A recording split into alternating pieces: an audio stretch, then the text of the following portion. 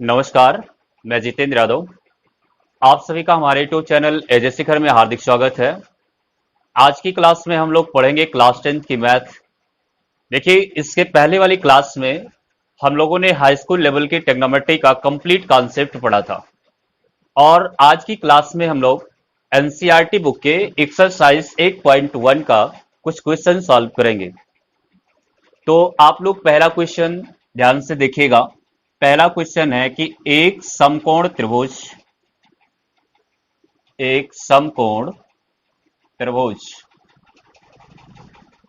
ABC में भुजा AB बराबर दिया है 24 सेंटीमीटर और BC बराबर दिया है 7 सेंटीमीटर।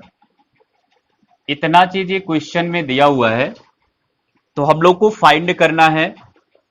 पहला क्वेश्चन है तो इसमें फाइंड करना है साइन A और उसके बाद में कॉस A की वैल्यू, और इसी का सेकंड क्वेश्चन है साइन C और कॉस C की वैल्यू फाइंड करनी है।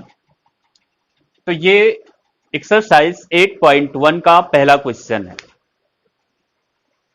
तो आप लोग जरा ध्यान से मेरी बातों को सुनिएगा। देखिए, सवाल को बिल्कुल ध्यान से समझने की कोशिश करिए।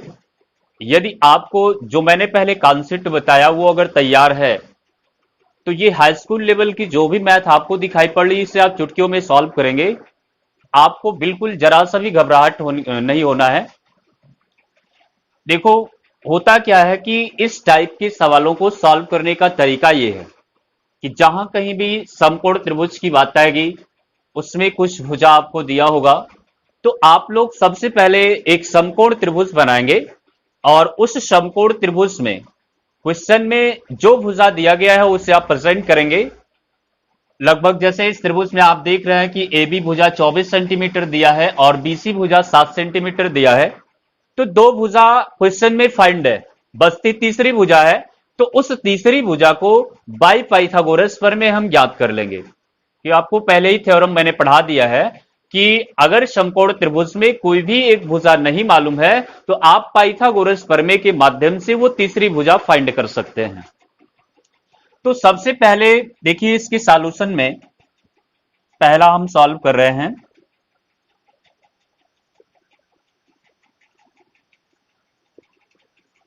पहला क्वेश्चन सॉल्व करेंगे। सॉल्व करने के लिए आपको एक समकोण त्रिभुज बनाना पड़ेगा। तो यहां पे हम लोग एक समकोण त्रिभुज बना लेते हैं ABC। इस समकोण त्रिभुज में AB बराबर दिया है 24 सेंटीमीटर, तो AB ये वाली भुजा है और ये हो जाएगा 24 सेंटीमीटर। BC भुजा की वैल्यू दिया है 7 सेंटीमीटर। तो बच क्या रहा है? कर्ण। यानी अगर हम ए के अनुसार देखेंगे तो ए के अनुसार आपको मैंने बताया था कि ये और ये वाला कोण न्यून कोण होता है और ये वाला तो समकोण है ही। तो अगर इसकी बात की जा रही है तो इसके सामने वाली भुजा ये लंब हो जाएगी और इसके सामने वाली भुजा ये आधार हो जाएगी। तो जो समकोण के सामने बची भुजा है, जाहिर सी बात है वो कर्ण होगी। ये सब बातें मैंने पिछली क्लास में बता दिया है, इसमें जरा से भी डाउट वाली बात मैंने कुछ भी नहीं छोड़ा है। अब उसकी बात में हमको पाइथागोरस प्रमेय से इसे निकालना है। तो 24 का वर्ग करेंगे 576 आएगा, 7 का वर्ग करेंगे 49 आएगा और टोटल इसको ऐड करेंगे तो 625। और 625 का जब हम लोग स्क्वायर रूट निकालेंगे, वर्गमूल निकालेंगे, तो ये जो कर्ण वाली भुजा आ रही है उसे 25 सेंटीमीटर मानेंगे। अब जरा ध्यान से देखिएगा, ये कैलकुलेशन हम आपको यहां पे करके दिखा देते हैं। आप यहां लिखेंगे चूंकि AB बराबर है 24 सेंटीमीटर और BC बराबर 7 सेंटीमीटर और भुजा आपको जो निकालना है वो AC निकालना है। तो AC निकालना है, तो AC निकालने के लिए आप यहां लिखेंगे पाइथागोरस प्रमेय से।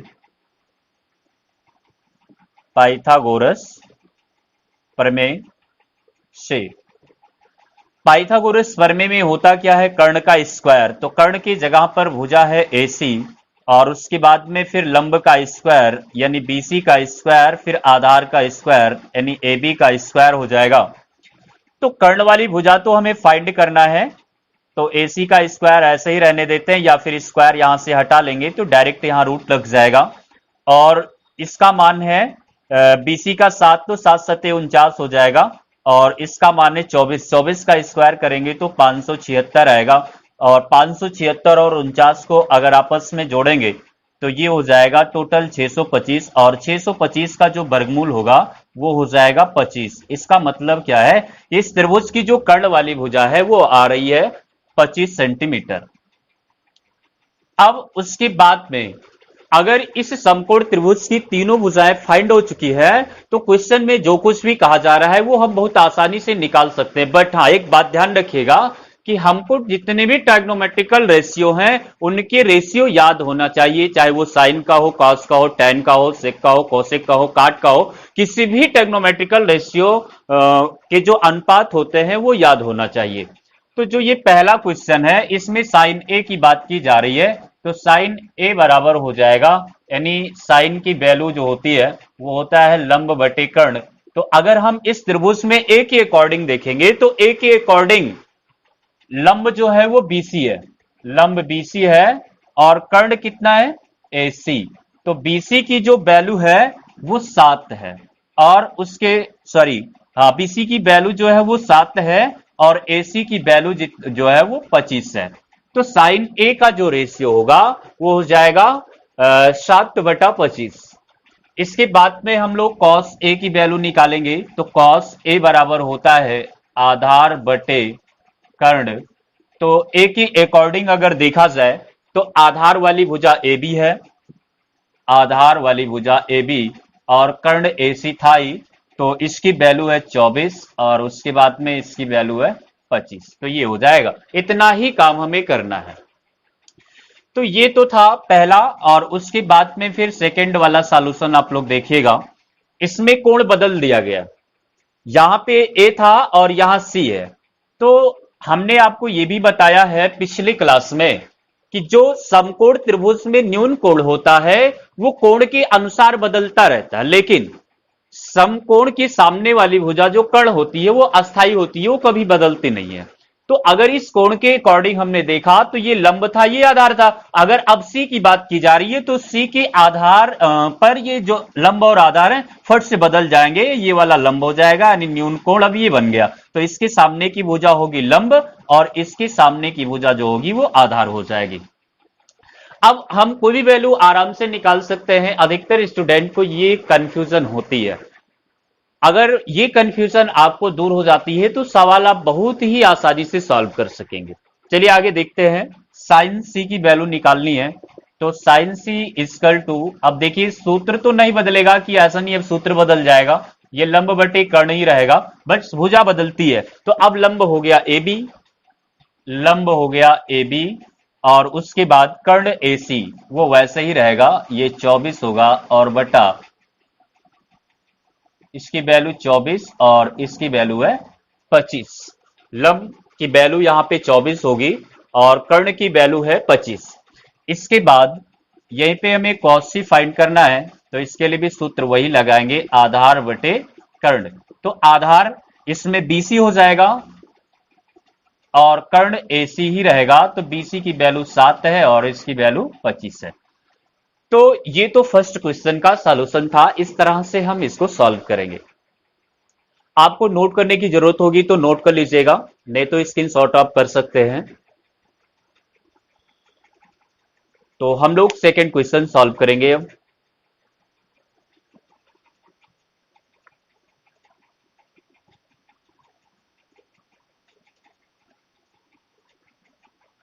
तब तक आप नोट कर सकते हैं। सेकंड जो क्वेश्चन है इसमें चित्र बना हुआ है बुक में, और उसको सबसे पहले मैं बना देता हूं कि एक त्रिभुज PQR है, ये सेकंड क्वेश्चन है।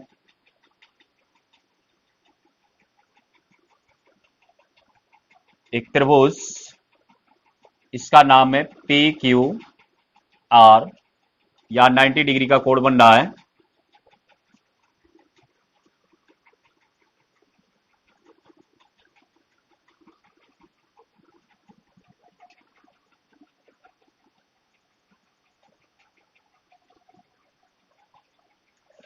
और इस त्रिभुज में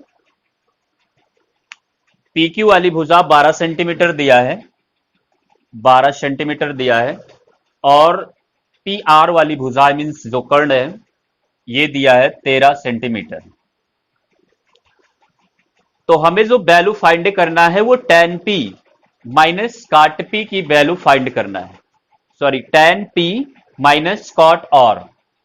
तो आप यहां लिख सकते हैं कि पी क्यू बराबर है 12 सेंटीमीटर और उसके बाद पी आर बराबर है 13 सेंटीमीटर, और वैल्यू फाइंड जो करना है वो tan p minus cot r की वैल्यू फाइंड करना है, tan p minus cot r। देखिए इस टाइप के जो भी सवाल आपके सामने आएंगे उसमें आपको समकोण त्रिभुज की सबसे पहले तीसरी भुजा फाइंड ही करना पड़ेगा, उसके बाद में जो भी रेशियो है उस रेशियो को हम लोग निकाल लेंगे। तो सवाल देखिए हम यहां पे अब सॉल्व करेंगे। इतना तो ये क्वेश्चन का मैटर था, क्वेश्चन में दिया हुआ है। आगे आप लोग इसका सॉल्यूशन देखिएगा। लिखेंगे पी क्यू बराबर है 12 सेंटीमीटर और पी आर बराबर है 13 सेंटीमीटर। तो वैल्यू आपको किसकी नहीं पता है? क्यू आर की। क्यू आर की वैल्यू नहीं पता है तो तुरंत उसे हम लोग पाइथागोरस प्रमेय से पता करेंगे। पहले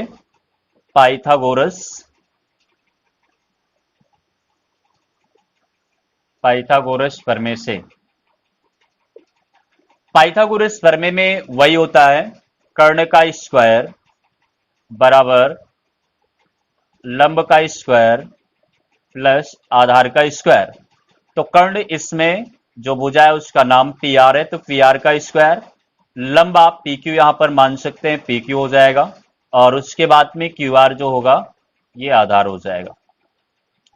आपको क्यू आर फाइंड करना है तो क्यू आर इधर रखे रहिए, और ये हो जाएगा पी आर का स्क्वायर और माइनस में पी क्यू का स्क्वायर। यहां से अगर आप स्क्वायर हटा देते हैं तो यहां रूट लगेगा।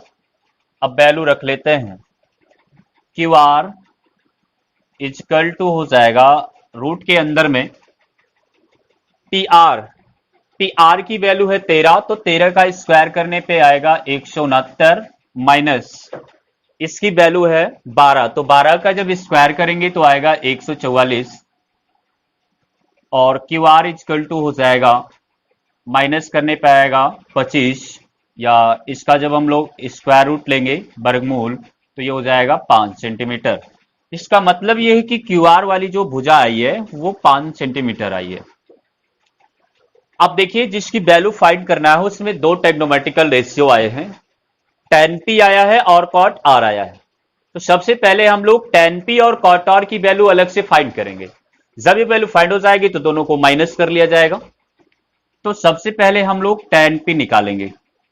तो एक बात ध्यान दीजिएगा, यहां कोण जो है वो p है, तो p की बात की जा रही है, तो जाहिर सी बात है कि p के सामने वाली जो भुजा होगी वो लंब होगी, और ये तो कर्ण है ही है, ये कभी बदलने वाली नहीं है, और जाहिर सी बात है तब ये आधार हो जाएगा। अब tan बराबर होता है लंब बटे आधार, तो यहां लिखेंगे लंब बटे आधार। अब उसके बाद में इस p के अकॉर्डिंग देखें तो लंब क्यू आर है, लंब है क्यू आर, और आधार कितना है? आधार है पी क्यू। तो इसकी वैल्यू है 5 और इसकी वैल्यू है 12। तो tan p की जो वैल्यू आ रही है वो 5/12 आ रही है। अगला ट्रिग्नोमेट्रिकल रेशियो इसमें cot r यूज किया गया है, तो अब हम r के अनुसार देखेंगे। तो r के अनुसार देखेंगे तो जाहिर सी बात ये न्यून कोण है, तो इसके सामने वाली भुजा ये लंब हो जाएगी तुरंत, और ये वाली भुजा जो बचेगी वो आधार हो जाएगी। तो काट जो होता है वो tan का उल्टा होता है, तो cot बराबर हो जाएगा आधार बटा लंब।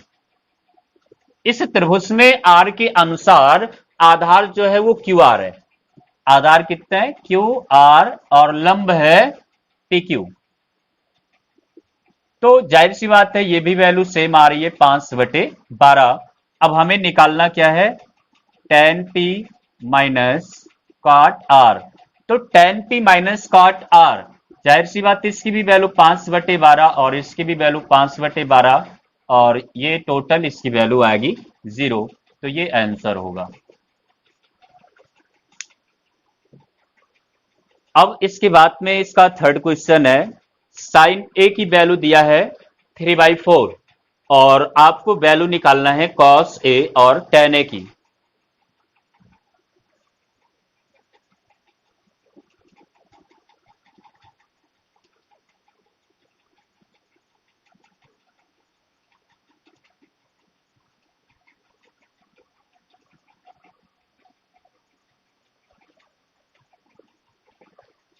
साइन ए बराबर, थर्ड नंबर क्वेश्चन है, साइन ए बराबर 3/4, तो वैल्यू निकालना है कॉस ए और टेन ए, इन दोनों ट्रिग्नोमेट्रिकल रेशियो की वैल्यू फाइंड करना है। तो ध्यान दीजिएगा, फिर वही बात है, ऐसे सवालों को लगाने के लिए सबसे पहले समकोण त्रिभुज खींचना पड़ेगा, और इन सब की बात आई है तो इस त्रिभुज का नाम हम लोग एबीसी रखेंगे, यहां समकोण बनेगा। अब साइन ए आप यहां तुरंत लिखिएगा, देखियो ऐसे हम लिखेंगे, साइन ए बराबर दिया है 3/4 और ये बराबर होता किसके है, लंब बटे कर्ण। थोड़ा मामला उल्टा चलेगा इसमें पिछले सवालों की अपेक्षा। साइन ए बराबर 3/4 दिया है तो ये लंब बटे कर्ण होता है, तो लंब की जगह पे 3 है। तो अगर हम ए की बात करें तो ए के अनुसार जो ये वाली भुजा होगी ये लंब हो जाएगी और ये वाली कर्ण होगी, तो कर्ण की जगह पे 4 है तो यहां 4 रख देंगे। एक बार मैं ये बात फिर से रिपीट कर देता हूं, सवाल में साइन ए बराबर दिया है 3/4 और साइन बराबर होता है लंब बटे कर्ण, तो इसका मतलब क्या होगा कि लंब हो जाएगा 3 और कर्ण हो जाएगा 4। लेकिन हाँ ध्यान रखना है कि कोण ए की बात की जा रही है तो ए के अनुसार ये लंब होगा, ये आधार होगा और ये तो कर्ण रहेगा ही समकोण के सामने। तो लंब वाली भुजा 3 है तो लंब की जगह पे 3 रखा मैंने, और कर्ण वाली भुजा 4 है तो वहां पे 4 रख दिया। अब उसके बाद में आपको कौन सी भुजा नहीं मालूम है, आधार नहीं मालूम है, तो यहां लिखा जाएगा त्रिभुज एबीसी में पाइथागोरस प्रमेय से, पाइथागोरस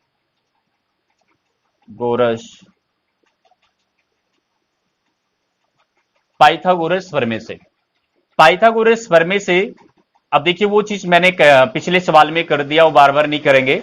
अगर आपको यहां पे आधार निकालना है तो ए बी बराबर हो जाएगा, कर्ण के स्क्वायर में से जो भुजा है उसे माइनस करेंगे, तो कर्ण है एसी तो एसी का स्क्वायर और माइनस हो जाएगा बीसी का स्क्वायर, तो ए बी बराबर हो जाएगा, एसी की वैल्यू है 4, तो 4 चौको 16 और 3 त्रिक 9, ए बी बराबर हो जाएगा 16 9 25, स्क्वायर रूट लेने पर यह आएगा 5 सेंटीमीटर। ये वाली भुजा आई 5 सेंटीमीटर, ये 4 और ये 3। अब रेशियो जो निकालना है वो आपको कॉस ए और टेन ए का निकालना है। देखिए कोण यहां भी ए था, यहां भी ए है, यहां भी ए है, तो ये भुजाएं आपस में बदलेंगी नहीं, ये लंब ही रहेगा, ये कर्ण रहेगा और ये आधार रहेगा। तो कॉस ए की वैल्यू निकालना है, तो कॉस ए बराबर हो जाएगा आधार बटे कर्ण।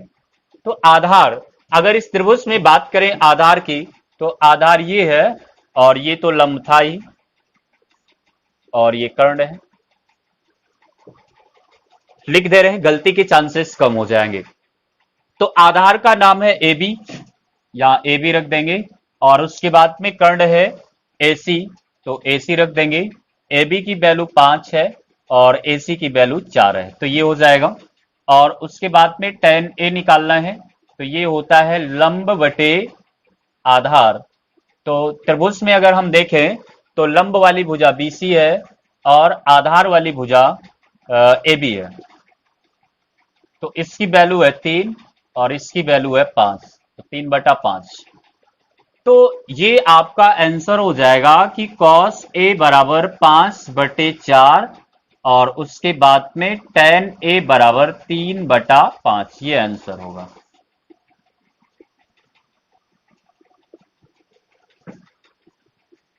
चलिए नेक्स्ट क्वेश्चन देखते हैं, 4 नंबर क्वेश्चन है,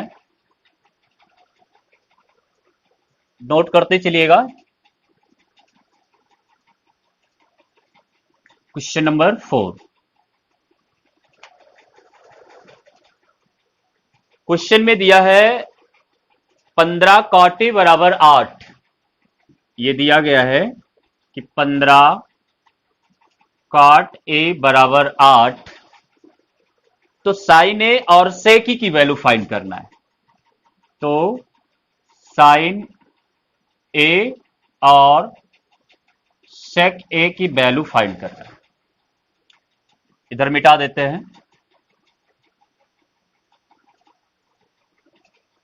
देखो, सबसे पहले देखो, जब सॉल्व करेंगे तो आपको यहां लिखना पड़ेगा कि 15 cot A बराबर दिया है 8, इसलिए cot A बराबर हो जाएगा 8 बटा 15, और काट बराबर होता है आधार बटा लंब।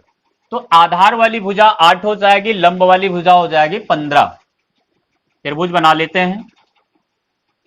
एक ही बात है, नामकरण इसका एबीसी से करेंगे।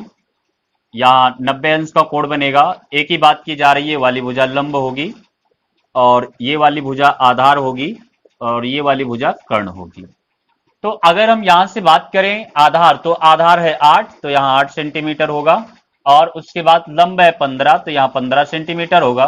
कर्ण पाइथागोरस प्रमेय से निकालेंगे।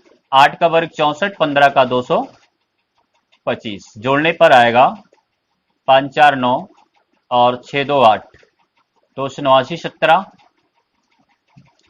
फिर यहां आप देखो, सॉल्व करके दिखा देते हैं आपको। यहां लिखना पड़ेगा त्रिभुज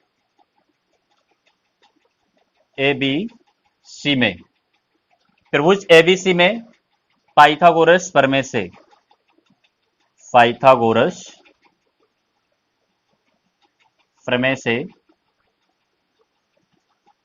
पाइथागोरस प्रमेय से जाहिर सी बात है कर्ण निकालना है, यानी एसी निकालना है। तो एसी बराबर हो जाएगा रूट में ए बी का स्क्वायर प्लस बी सी का स्क्वायर, या एसी बराबर हो जाएगा ए बी की वैल्यू है 8, तो 8 अठाई 64 प्लस 225, या एसी बराबर हो जाएगा ये 5 4 9 6 2 8 289, ये 17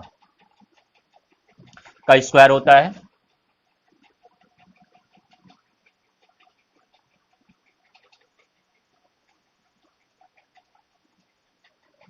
चलिए, अब आगे जो वैल्यू हमें फाइंड करना है वो फाइंड करेंगे। वैल्यू सबसे पहले निकालना है साइन ए। साइन बराबर होता है लंब बटे कर्ण। तो लंब की वैल्यू इसमें दिया है, इस वाले त्रिभुज में लंब का नाम है बीसी और कर्ण जो है वो एसी है। तो ये वाला जो भुजा है 15 है, और उसके बाद में कर्ण वाली भुजा जो है वो 17 है। उसके बाद में हमें निकालना है सेक ए। तो सेक ए बराबर, ये कास का उल्टा होगा।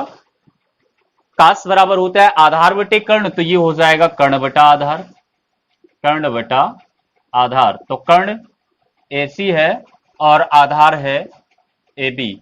तो एसी की वैल्यू है 17 और उसके बाद ए बी की वैल्यू है 8।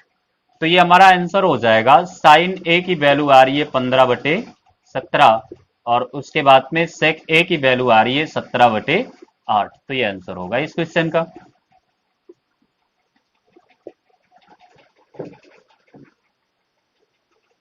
शेष क्वेश्चन आपको हम नेक्स्ट वीडियो में पढ़ाएंगे।